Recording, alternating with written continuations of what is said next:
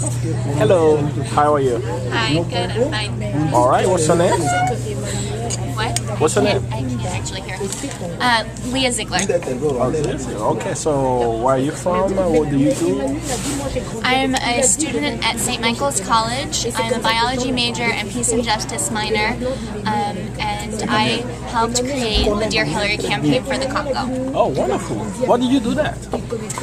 Well, for years I've been concerned with people that haven't really been able to have a voice, and to be a voice for those without a voice until they can be a voice for themselves. And I've done various fundraisers for people in the past for Afghanistan and other countries in Africa, but I realized that it was time for action in regards to the Congo, and that it's considered the greatest silence. The women in the Congo are in such need of help, and we have the opportunity and a need to help them. So. That's good, and I like the person who just drank the juice. So now I have a question for you. Hello, how are you? What's your name and what do you do? I'm good. My name is Erin Bodine, and I support the Dear Hillary campaign. I live in Vermont. I work at St. Michael's. Okay, so how do you get engaged with the Dear Hillary campaign? Well, we had been working on issues in the Congo for the last year and a half through the Vermont Global Health Coalition, which is an affiliation of alumni, staff, faculty, and students from St. Michael's College and the community in Burlington. And the Dear Hillary campaign was kind of a natural process from really Leah, Kate Bailey, and Lauren Gagne, who came up with the idea last summer. And I thought it was fantastic. I wasn't as big of a lead in the roles, but definitely happy to support it as the next step of just trying to not just concentrate on education and awareness for our community, but actually getting people engaged in action. Wonderful, wonderful. That brings us to you. Hello, how are you? What's your name and what do you do? Hi, my name is Kate Bailey, and I am a student at St. Michael's College. I am a political science and American studies double major, senior. Senior. So how did you get introduced to the Congo, and what action are you doing and why?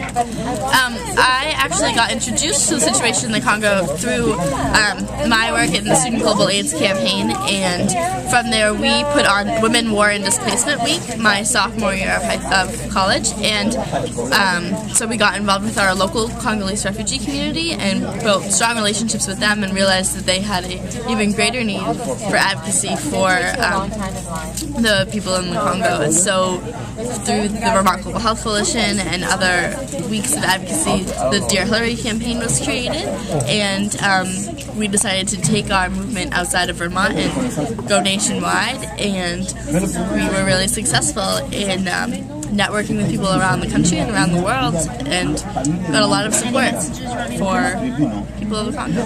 So I've been hearing Dear Hillary campaign. So what is the Dear Hillary campaign? The Dear Hillary campaign, Hillary Clinton is the Dear Hillary that we speak of. She is the Secretary of State, and we feel like she is one of the most important, if not the most important woman in the world.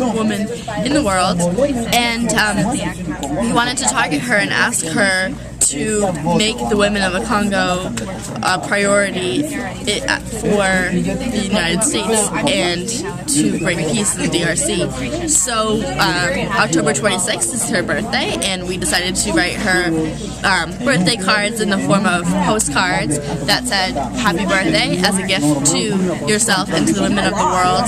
We would like you to fully enforce Public Law 109-456 and create more of a priority for the women. So now you're losing it. What is Public Law 109-456? Public Law 109-456 was sponsored by Obama when he was a senator in 2006, and was co-sponsored by Senator Clinton at the time. And it is a really comprehensive, great piece of legislation that was passed and signed by President at the time Bush, that has certain humanitarian promises, military promises, and diplomatic promises for Congo that need to be fully enforced and implemented by the State Department. And there have been some successes in the legislation, but there have some parts of the law that have been ignored. So part of the Dear Hillary campaign is to fully fund and fully implement every piece of great legislation that is in Public Law 109456. Okay. So now, with your action, the State Department responded. Yes. So, how did they respond? What happened? And then, what did you do? And not necessarily what did you do, but how do you think the action that the State Department took made sense for your campaign? Well, we had 56 chapters sent in our postcards that we designed. So we sent out 17,000 postcards. So we hope that a good majority of them ended up in the State Department. Knowing that some would probably get lost in translation, but we know that they did receive our postcards, and so we called the State Department on the day of Secretary Clinton's birthday and asked for a meeting. And when we called that afternoon, they recognized our campaign and said, "Sure, we'll give you a meeting." It was actually pretty simple, and we realized that all you have to do is ask, and we are important. We are getting our voices heard. We decided to do the postcard campaign because it's sort of a step away from the online petitions and things that have, and also it's a little bit easier than a large demonstration outside the State House. Is something easy and quick. You can just send your postcard, drop it in the mail. We had it pre-stamped, and it's a little bit in the tradition of sending a postcard, a birthday card. We wanted to tell Secretary Clinton that we are behind her in her support of women's issues around the world, but we want to see her go even further. Okay. And what can you say about the meeting today that you had with the State Department? Who did you meet with, by the way? We met with the Ambassador at Large for Global Women's Issues, Melanne Verveer. Her position wasn't even created until President Obama was in office in 2009, so we're really excited that her position even exists, and then to get a meeting with her is really important. She directly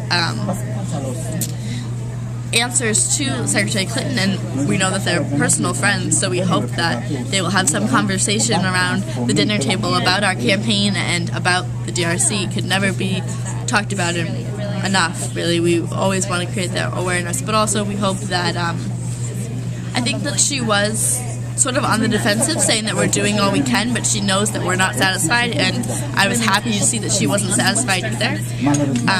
And she wasn't exactly she's not Secretary Clinton, so I understand that she doesn't have all of the leverage, but every partner, every advocate we have in the State Department is important. So I feel like that, next time she talks with Hillary, maybe she'll bring us up and just put Congo on the table over and over again, and then maybe we will show that we have a public outcry, that public is paying attention, and change will actually happen in a concrete way. Okay. I think the last question will come back to you, given distracted for a second. Where do you see the campaign going from now? I hope that we already have large numbers. We have a pretty substantial, diverse group of people behind us, and at our meeting today we had 28 people from around the country that were all different walks of life. Congolese and non-Congolese, young, old, everywhere in between, which was really exciting.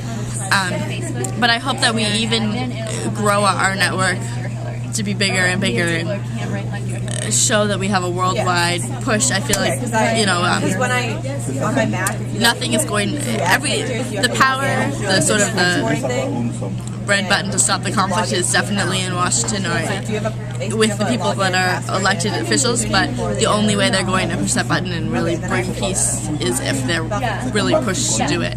So I want to keep creating a network and communicating with each other and building our own relationships with grassroots supporters so that hopefully we can have more and more meetings at high-level positions like we did today, and keep putting that grassroots pressure on the people that represent us, the U.S. citizens. Definitely.